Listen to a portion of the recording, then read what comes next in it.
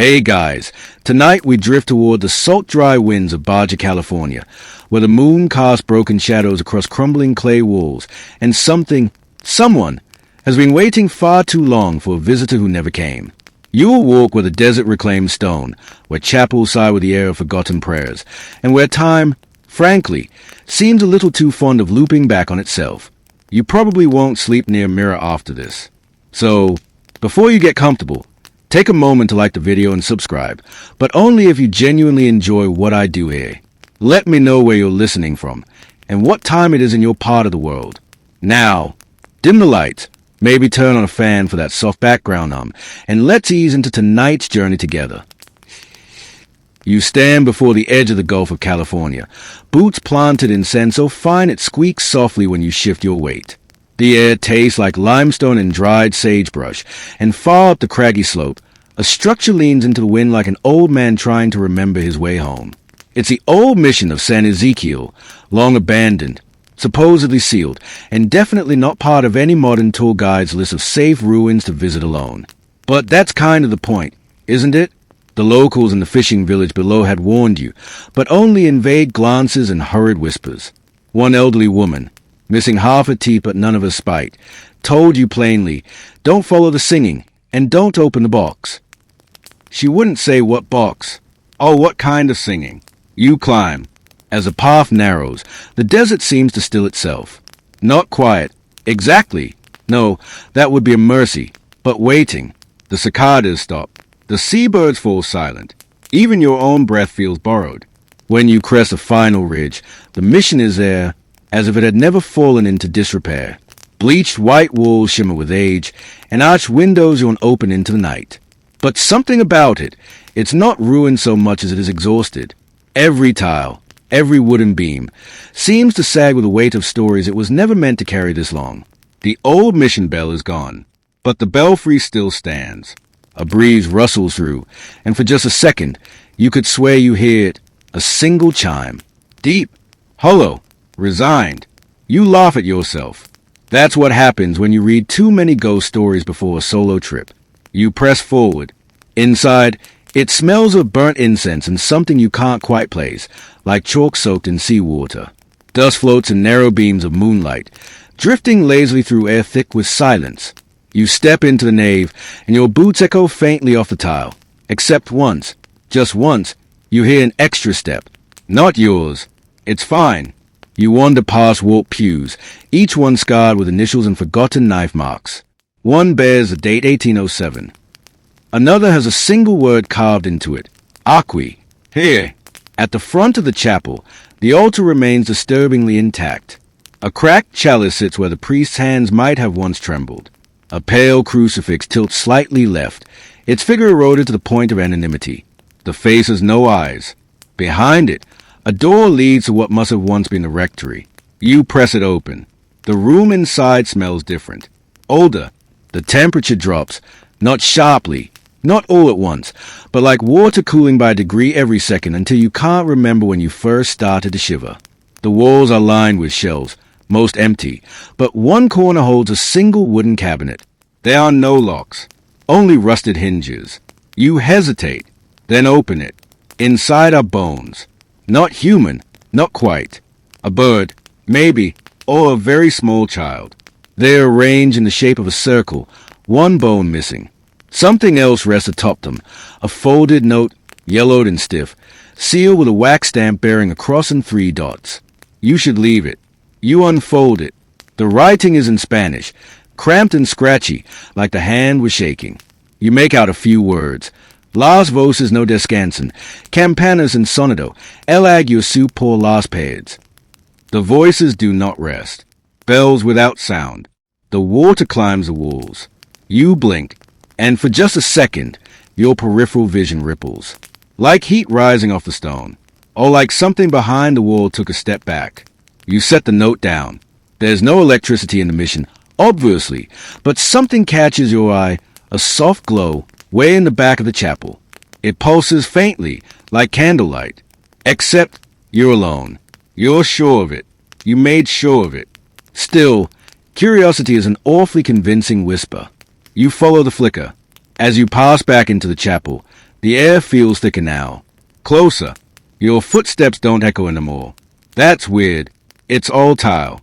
It should echo. The light leads you to a staircase, narrow and curved like a spine. It ascends toward the choir loft. You hesitate at the bottom. Something about this part of the building feels less like architecture and more like intention. Like the stairs were never meant to be climbed down, only up. You ascend.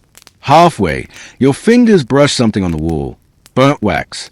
Dozens of drips harden into long stalactites that look far too much like fingers reaching downward. At the top, the air changes again. Colder. Not wind. Just absence. The choir loft is empty, of course. No benches. No robes. Just an old hymnal, face down on the floor, its pages frozen mid-flutter. You pick it up. The title reads, Canticos para los Mortos. Songs for the Dead. You set it back down. And that's when you hear it. Not singing. Not exactly. Humming. Soft. Wordless. Impossible to trace. You hold your breath. It stops. You exhale. It resumes. You do not look behind you. Not yet. You kneel instead, pretending you're examining the woodwork. Something glints near the baseboard. Another letter, tucked neatly beneath the floorboard. You retrieve it slowly, careful not to disturb the growing weight in the air. This one is addressed to Padre Cristobal. It reads, The girl does not sleep. She watches the walls. She says the saints whisper in the cracks. Last night, she sang the same hymn in 4 voices. All of them hers. What do we do when even God won't enter the building? You feel the hairs on your arms rise, not from fear, but from something more ancient, like a muscle memory your body doesn't understand. Like you've read this before, not with your eyes, but with your spine. A soft sound. Behind you. Not footsteps. Not quite. Like something rearranging itself in the pews below. You stand. The humming stops again. But this time, so does the air. The desert always moves. Always sighs. Always settles. But now, it holds its breath. And so do you. You turn slowly and look down into the chapel. Empty. But on the altar, the chalice is missing. In its place, a candle. Lit. You smile. Not because it's funny, but because of course it is. This is what they meant, isn't it? The box. The singing.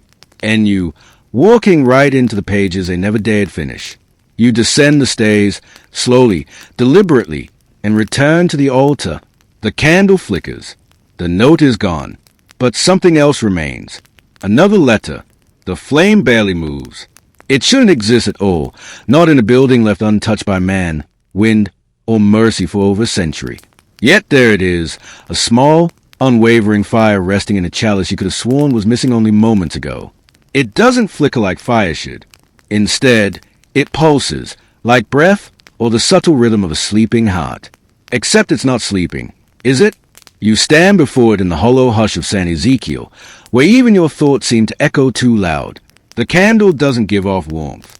Instead, the space around it feels cooler, sharper, as though something inside it pulls the heat away. There's a new smell now.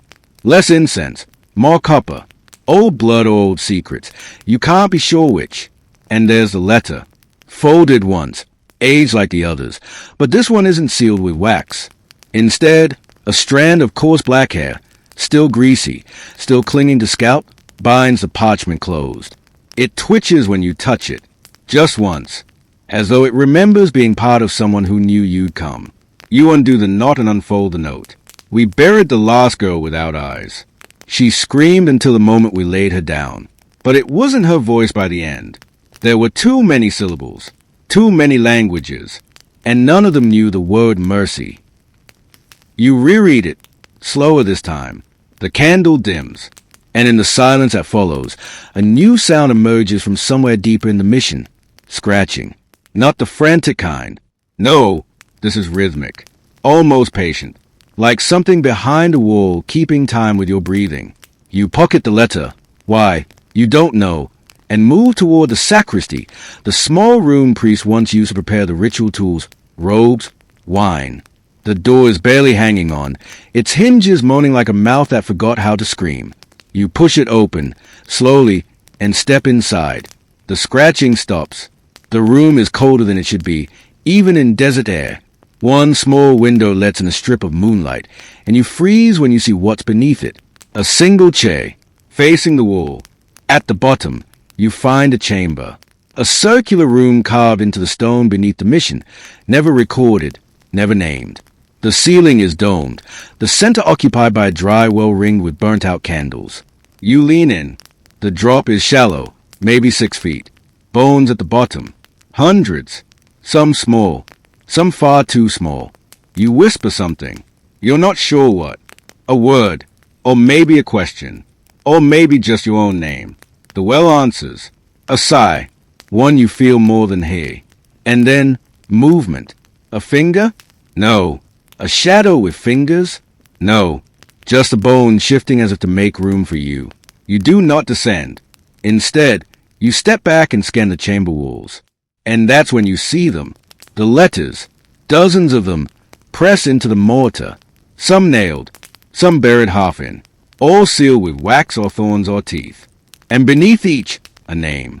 Most in Spanish, some in Latin, one in what you think might be Nahuatl, and one, just your first name, written in charcoal. Fresh.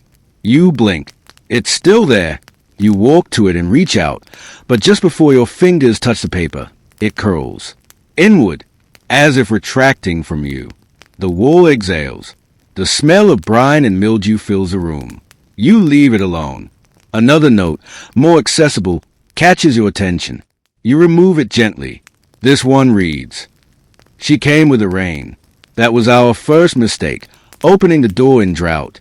The second was letting her touch the bell. We should have listened to the dogs. They barked backwards. They howled at the future." You stand very still. The well is still quiet. But in the far side of the room, a curtain stays, except there is no wind. You cross the chamber, each footstep careful, too loud despite your best efforts. The curtain hangs where no curtain should be, a strip of faded altar cloth nailed to the stone archway. Behind it, another stairwell. Not down, up. And where does it lead? You'll find out, because you have to. Because the mission isn't just a place. It's a labyrinth. And now, it has you. The stairs are narrower this time. The stone is warm here, like it remembers sunlight even where none touches. Halfway up, you pass a mural painted directly on the wall, aged, flaking, but intact enough to recognize the scene. A girl in a black habit, eyes open but empty, mouth open but stitched. Above her, a bell. Beside her, flames that don't rise but fall downward like waterfalls of fire. Below her, hundreds of faces, upside down, screaming or singing. You don't look long. At the top of the stairs is a locked door, except it isn't locked. Not anymore. The latch is warm to the touch. You open it. You're back inside the mission, but somewhere different now. A hallway, narrow, no windows, a row of doors on each side, each marked with a cross and a number. This must have been the sleeping quarters. You walk slowly. The first door opens on its own. Inside, a bed stripped bare, a basin, and a single mirror hung crooked above a writing desk. There's a letter pinned to the mirror with a hairpin. You read it. He saw her in the reflection, not the mirror itself. Behind it, he said her mouth moved in reverse, but the words came out before her lips formed them. He bit off his own tongue to stop hearing her. It didn't work. You glance at the mirror. Something behind the glass shifts, but there's no time to react. From somewhere down the hall, laughter, soft, genderless, like it doesn't understand what a joke is, but wants to try anyway. You back out of the room. You close the door. You walk faster. The second door is ajar. You peek inside. Candles again.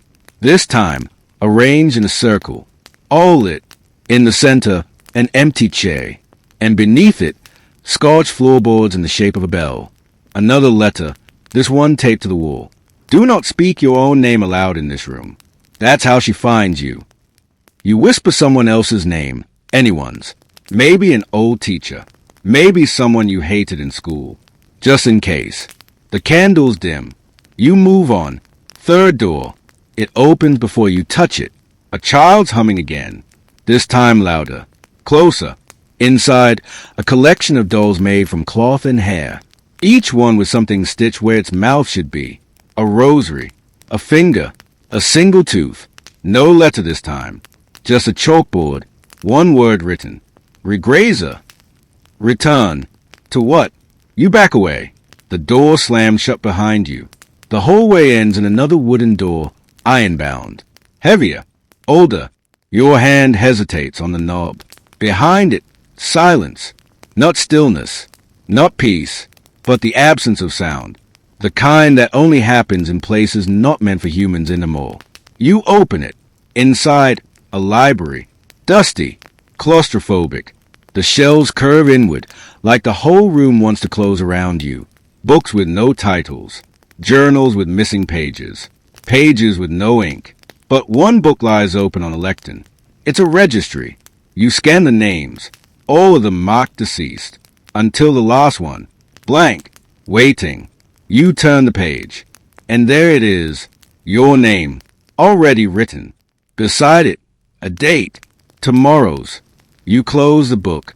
Behind you, something shifts. You don't turn around. Instead, you walk calmly, deliberately, out of the room, back through the hallway, past the humming, past the curtains and candles and notes sealed in thorns. You don't speak. You don't breathe too loud. And all the while, the mission follows, not with footsteps, but with pages turning. You don't remember how long you stood there, fingers resting on the spine of the registry, your name etched in ink that looked too wet to have dried, too old to have just been written. Behind you, the pages turn without wind. You don't want to see what chapter comes next. Instead, you retrace your steps. Slowly, quietly. The hallway doesn't feel the same anymore. It's shorter. The doors are gone. All of them. Just walls now. Smooth, cold, pulsing with a hum too low to be sound. You place your hand against the stone. It's breathing. You whisper, "This place is alive." But even your own voice comes out muffled. Not like it was silenced, but like it came from somewhere else entirely. Not from you. There's a door at the end. You didn't see it before. Not wooden. Not rusted. Iron. Smooth. Seamless. Like it was forged in one piece. Like it was never meant to open, only to trap. But it is open. Slightly ajar. The room beyond is black. Not dark, black. Like the color isn't just absence, but an active presence, thick enough to reach into your lungs. You step inside, and it smells sweet, like overripe fruit. Decay. Not rot, but memory of rot. It clings to your tongue, the roof of your mouth, like you just bit into something that died knowing your name. There's a single candle flickering in the center of the floor, and around it, a spiral of letters. Hundreds. They've all been opened. Their seals, hair, wax, teeth, thorn, shredded. They lie flat, forming a circular path that coils toward the candle like a snake eating its own tail. You step carefully over the pages, reading fragments without meaning to. She walks backward at dusk. The mission dreams when we forget to. The bell was never cast. It was buried. You kneel beside the candle, and there, waiting for you, is another letter. This one's written on a strip of leather. You unfold it. We kept the final rooms locked after the fire. But fire can't cleanse what was never clean. The girl came back. Not the same. We knew because the shadows stopped obeying the sun. One of us spoke Latin in his sleep. He never learned Latin. You glance around the room. There's no exit here, except a hatch in the ceiling. No ladder, no rope. But as you rise, the spiral of letters begins to move. Not physically, but in your head. You swear they rearrange themselves into words you know. Sentences you recognize. One of them, your handwriting. A letter you wrote years ago but never sent. Apology. Regret. A confession. How is it here? You blink. It's gone. You're standing beneath the hatch now, and something above drops a length of rope, tied into knots like a child's braid, or a noose undone. You grab it. It holds your weight. Barely. The climb takes longer than it should. When you emerge, the air is warmer. And this room is different. It's the chapel, but not the one you saw before. This one is clean, intact, almost beautiful. Stained glass windows shimmer in the moonlight, casting red, blue, and gold patterns on the floor. The pews are all in place. No dust, no rot. It feels like a memory, or a trick. The crucifix above the altar is upside down. You don't remember if it was before. On the altar, a single chalice, and inside it, a tongue. Dried, black, wrapped around itself. You don't move closer. You don't have to, because something behind the altar moves. A figure, tall, thin, dressed in tattered vestments, face wrapped in cloth, like a forgotten relic. It's not walking. It's floating, just barely, toes hovering above the floor, brushing the surface without sound. Its hands, long, impossibly long, folded in prayer. You whisper, Cristobal. It turns. You can't see its face, but you feel its eyes, like they're behind your own. It raises one hand, not to strike, to point. Behind you. You turn. Another letter, this one pinned to the back of the last pew. You didn't see it before. Maybe it wasn't there. The girl's name was Magdalena. She was never baptized. That was the first failure. The second was thinking baptism would have saved her. She came from the ocean, walked until her feet bled dry, said she needed the bell, not to ring it, to hide inside it. You fold the letter and pocket it. The figure is gone. So is the tongue. The altar is cracked again. The stained glass now broken. You're back in the broken chapel. You didn't move. A wind rushes in, salted, ocean wind. But the sea is mild from here. You follow the wind to the side door of the chapel, now wide open. The world outside glows silver under the moon, and you see it. A trail, worn into the dry ground. Footprints leading away from the mission. Barefoot. Small. You follow. The desert is quiet, but not silent. The air vibrates with something you can't name. Crickets don't chirp. Coyotes don't howl. Everything watches. Nothing speaks. After what feels like hours, the path leads to a bluff. The edge overlooks the sea. Waves crash below, but the sound is muted, like the ocean itself is whispering a lullaby no one should hear. And there, at the edge, a bell. Not hung, not cast, just lying in the sand. Half buried, but massive, wider than your arms could reach. Carved not with crosses, but with faces. Hundreds of them, all with mouths open in soundless scream. The wind picks up. The bell hums. You don't touch it. You kneel beside it. A final letter rests in the sand. Half burned. You lift it carefully. We melted down the first bell, but it screamed as it cooled. The metal wouldn't stop moving. It formed her face on its own. We buried it here. She told us to. Then she asked for her name back. You stare at the letter until the wind tears it from your hands. It flies upward, caught in the moonlight like a bird returning home. And from the bell's hollow mouth, something sings. Not a hymn, not a melody, just names, whispered over and over. You recognize some. One of them is yours. You don't remember kneeling, but you do remember the feeling, like the bell is listening. And waiting. You stay by the bell longer than you mean to. The air around it is thicker now, not heavier, denser, as though the world presses inward, folding itself around this point like a seam in time. The longer you kneel, the more your own body forgets itself. Knees numb, breath slow, heartbeat lost somewhere beneath the sound of the sea. But you hear something else now. A second bell. Faint. Not from this place. Not from this bluff. From the mission. It tolls once. Then again. And again. You stand. You don't remember doing it. The sand falls away from your legs like you've been buried to the thigh.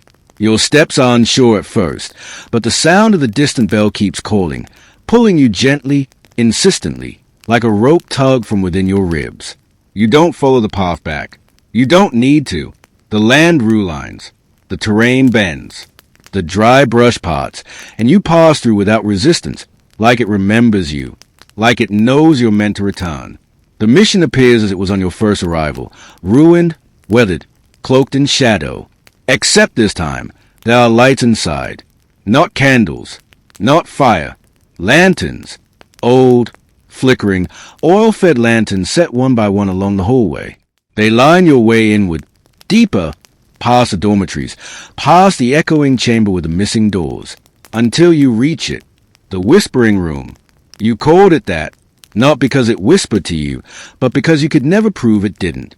Now, the door is closed, but it opens at your touch, and inside, people. At first, you don't believe it, but they're real. 5 of them, dressed in simple robes. Some barefoot, some with wide straw hats that they do not remove. Their skin is different, colors that blend like sand, like clay, like dried blood and stone. You can't see their faces clearly. Something about their features blurs, but not because of shadow. It's more like memory. They resemble people you almost remember. They do not speak, but they gesture to the center of the room.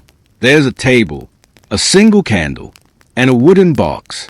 The box is old, burnished, sealed with twine and a wax imprint you've seen before, in a dream, in a fever, maybe in the letters. They nod for you to sit. You do. They vanish. You're not surprised. You place your hand on the box. The wood is smooth and dry, but the moment your fingers touch the seal, you feel it. Wet, like the inside is damp. Breathing, like something within was waiting for warmth before it began again. You break the seal. Inside, a book, not a journal, not letters, a ledger. Its pages are yellowed, corners curled like leaves in fall. The ink varies, some lines clear and recent, others faded to a whisper. You turn to the first page. The script is formal, neat, dated 1789. It details names, births, illnesses, deaths, but all of them are children. Every single entry lists a child brought to the mission, some from coastal villages, some from farther inland, some from nowhere at all. One column reads, "Found beneath the bell." You flip forward. The dates skip. Years go missing, then reappear, scrawled in different ink. These pages list experiments, measurements, dream logs, descriptions of rituals too precise to be imagined. Subject placed beneath sand for 2 nights. Return breathing, eyes open, refuse speech. Bones restructured, teeth arrived before birth, umbilical cord burned before cutting. You stop, you close the book, you leave it on the table, and you leave the room. But the hole is different now, longer, bending where it shouldn't bend. A gentle downward slope begins, gradual, relentless. You walk, the lights fade behind you. Ahead, only darkness, but not blind darkness. This black has a shape. It holds a memory. You feel it before you see it. The corridor opens into a subterranean chamber. Stone walls, cold, damp air dripping from the ceiling in slow, rhythmic ticks. And in the center of the room, a crib.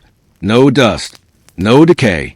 Fresh straw lines the inside, and the small blanket is patterned with ancient symbols you can't quite recognize, but you almost do. They look like they were burned in with heatless fire. Symbols from a language no longer spoken, but still remembered in dreams. Something stays inside the crib. You hesitate. You look. Nothing is there. But still, something breathes. Something small, rhythmic, and on the edge of the crib, a letter. You don't want to touch it, but you do. She was not born. She was sent. The bell cracked the night she came. She does not age like others. Her hair grows backward. Her eyes remember other skies. We do not call her girl now. She is our last sound. Your breath catches, because this matches one you read before. Not the words, the feeling, like a sound beneath your own heartbeat. A frequency you don't hear but feel. And now it's louder. The bell again, but not one this time. Many, ringing, in tandem. From beneath the floor, the walls, from inside your teeth. You back away from the crib. The chamber begins to rumble, not with violence, with change. The stone grows softer. The ceiling opens slightly, like petals. You see them now, figures carved into the stone, watching, not saints, not demons, something between. Their eyes are hollow, their mouths wide, but not screaming, singing, softly. You can't hear the tune, but it enters your thoughts. It's a lullaby, for her, whoever she was, whatever she is. You climb the slope again, back through the bending hall, and emerge, finally, into the courtyard. Except now, it's not the same courtyard. There are people here. Children, dozens, running, laughing, playing. Their clothes are warm but neat. Their feet are bare. Their voices echo like chimes in a canyon. Sweet, soft, not quite real. You know they're not real. They can't be. They shimmer at the edges, like heat mirage. Some are translucent. Some are not. They do not see you. Or they do, and choose not to react. And then, you see her, at the center. A little girl with hair like cold smoke. Skin like desert bark. Eyes the color of distant mountains. She holds a bell in one hand. She turns, smiles, and the entire scene vanishes. The courtyard is empty again. Dead vines snake across the stone. Cracked statues look away. But the bell she held? It lies at your feet. Tiny, brass, and cool to the touch. You pick it up. You ring it. Just once. The sound is gentle. But the mission hears. You feel it wake. Not violently. Not malevolently. Just present. Like it's been dreaming. And you were part of its dream. A final letter waits for you at the gate. Pinned with a single blackthorn. You read it aloud. The mission does not end. It sleeps between stories. Between footsteps. Between rings of the bell. You walked far to reach it. But you never left. And neither did we. And below that, the girl was never lost. She was waiting for you to return.